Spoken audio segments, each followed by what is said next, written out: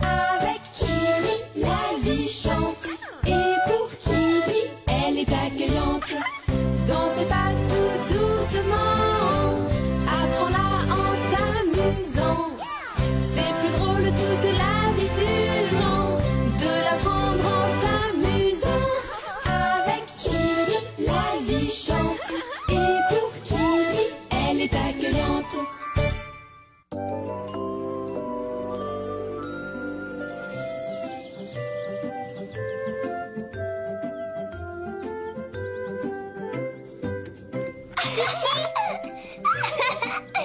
Est-ce que c'est amusant? Ah, ceci est génial! Super! Qu'est-ce qui te fait rire? Qu'est-ce qu'il y a? C'est un truc super! Il faut absolument que tu vois ça! Viens sous la couverture, tu vas avoir une surprise! D'accord! Regardez bien! Tout d'abord, je place les crayons comme ceci. Maintenant, attention, j'allume la lampe. Tu as vu l'ombre? On dirait un gâteau d'anniversaire. C'est chouette, mais il fait chaud là-dessous et c'est pas très bon pour les yeux. Hein? Quoi? Oh, d'accord, c'est une ombre amusante, mais l'exercice, le soleil et l'air frais sont meilleurs pour la santé. En tout cas, c'est un bon exercice pour l'imagination. Moi aussi, je veux un corps en bonne santé. Mais si tu veux t'amuser, il faut une imagination en pleine forme. Mon imagination se porte très bien. Peut-être, mais tu ne t'en sers pas assez. Hé! Je crois que je viens d'avoir une super idée. Ah oui, quel genre d'idée? Écoute, je te propose de partir pour une aventure imaginaire. Tout de suite, Kitty? Oh, je sais pas trop. Il n'y a aucun doute, il faut vraiment que nous partions. Hé! Mais qu'est-ce qu'il fait là-haut? Sers-toi de ton imagination. D'accord, j'imagine que nous sommes en route. C'est très bien, c'est parti, Mimi. Partons en voyage dans le ciel et les nuages, au pays des rêves, dans le village des enfants sages. Vol, mon ballon, emporté par le vent, l'aventure nous attend.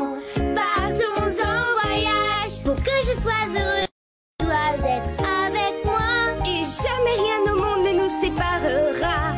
Viens t'amuser dans l'arc-en-ciel, nous partons en voyage. Notre imagination doit être à nos côtés, car nous ne savons jamais où nous serons emportés. Viens avec moi, je t'emmène en voyage. Tu sais où nous sommes? Sûrement au milieu de nulle part. Cette forêt est si épaisse qu'il est impossible de se diriger. Je crois que nous sommes perdus. Je le crois aussi. Oh. Regarde! Allez, je me dépêche. Allez. Hé, qui c'était? Comment je le saurais? On va voir? D'accord.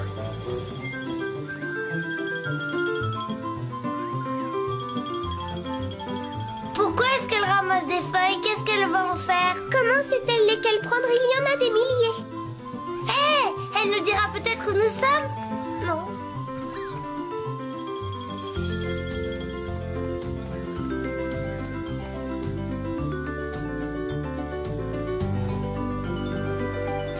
Et la nuit tombe. Oh, Kitty, c'est drôlement effrayant d'être perdue dans les bois quand il fait noir. Ne fais pas ta poule mouillée et ton esprit d'aventure. J'ai dû le perdre quelque part dans l'obscurité. Il n'y a vraiment pas de quoi avoir peur. Mimi, regarde, il y a une maison là-bas. La fenêtre est éclairée, il y a quelqu'un. Et si c'était une sorcière? Tu préfères dormir dans les bois? On va jeter un coup d'œil par la fenêtre avant de frapper à la porte. Alors arriva l'automne et les feuilles commencèrent à tomber des arbres.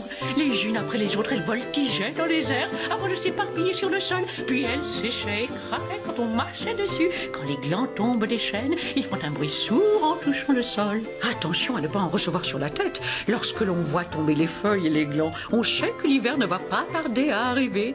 La petite écureuil perdue se sentait bien seule et effrayée. Elle savait ce que cela signifiait quand les feuilles tombaient des arbres. Elle savait que l'hiver approchait, mais elle ignorait ce qu'elle devait faire. Sa maman n'était pas là pour le lui dire. Les feuilles se moquaient d'elle. Cette petite chatte d'écureuil ne sait pas qu'elle doit faire des provisions de glands pour avoir de quoi manger pendant les longs mois glacés d'hiver. La petite écureuil cherchait sa maman, mais il n'y avait aucune trace d'elle nulle part. Maman, maman, maman, est-ce que tu m'entends? Réponds-moi, s'il te plaît, où es-tu? Maman, qu'est-ce qui t'est arrivé? Où es-tu, maman? Je ne retrouve plus mon chemin pour rentrer à la maison. Maman, maman, maman. Ah!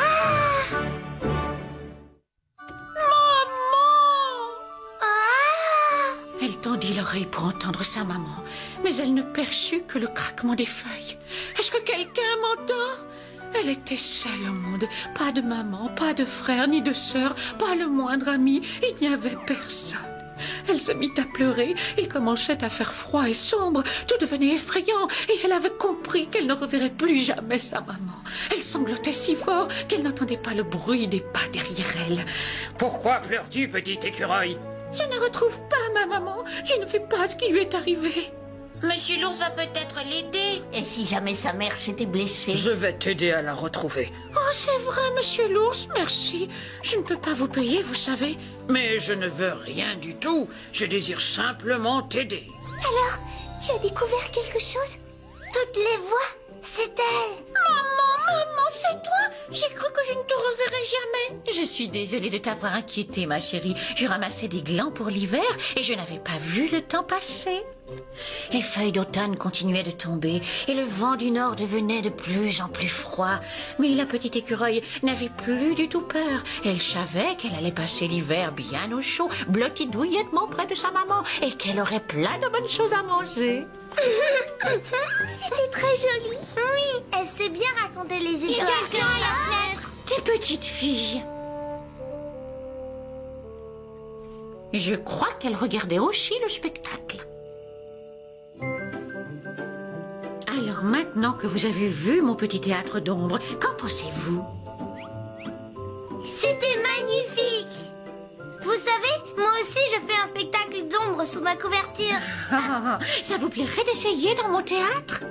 C'est vrai? Oui. Et comment? On peut inventer une histoire? Moi j'ai toujours plein d'idées dans la tête. Et moi j'aime bien jouer. C'est vraiment excitant. Si vous voulez bien vous asseoir, le spectacle va commencer. Je vous reconnais, vous êtes le monstre qui vit dans la forêt. C'est vous qui avez enlevé ma fille, la princesse écureuil. Alors je vous préviens, vous la libérez ou vous le regretterez. Oh oui, eh bien c'est ce que nous verrons. Ne bougez pas d'ici, j'ai quelque chose pour vous, reine des écureuils. Tenez.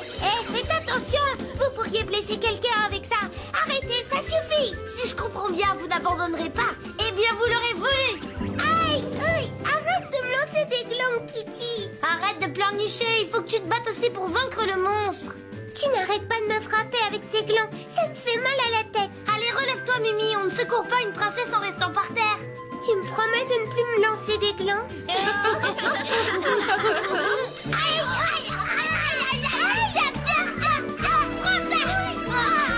Vous m'avez vaincu, votre majesté, vous avez gagné. Oh, ma petite fille chérie, ma princesse adorée, quelle joie de t'avoir arrachée aux griffes du monstre. Tu vas bien? Très bien, ma petite maman que j'aime tant. J'ai eu si peur de ne plus jamais te revoir. Viens vite, rentrons au palais royal rassurer ton père. Arrête de rire, c'est une grande scène dramatique. Oh pardon, la reine me chatouillait le ventre.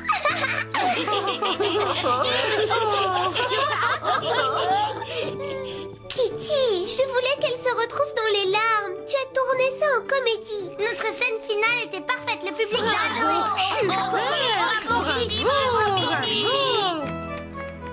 J'adore faire du théâtre. Moi aussi, chatouille-moi encore. On a passé une soirée fantastique. Merci, madame. Oui, on ne l'oubliera jamais. Vous avez été formidable. Et maintenant, un petit jeu amusant. Celui-ci s'appelle la devinette de la chenille de Kitty. Il y a une créature mystérieuse cachée derrière les feuilles. Il faut deviner ce que c'est. Monsieur Chenille va nous aider. Vous êtes prêts? D'accord.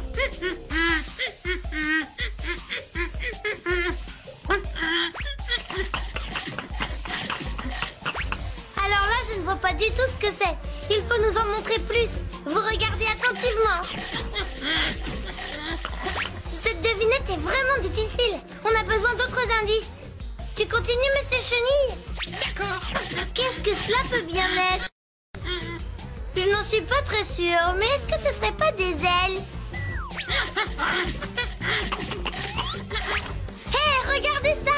Je ne pense pas me tromper, ce sont des yeux. Nous progressons, nous allons avoir bientôt la solution. Je suis fatigué, j'ai besoin d'aide.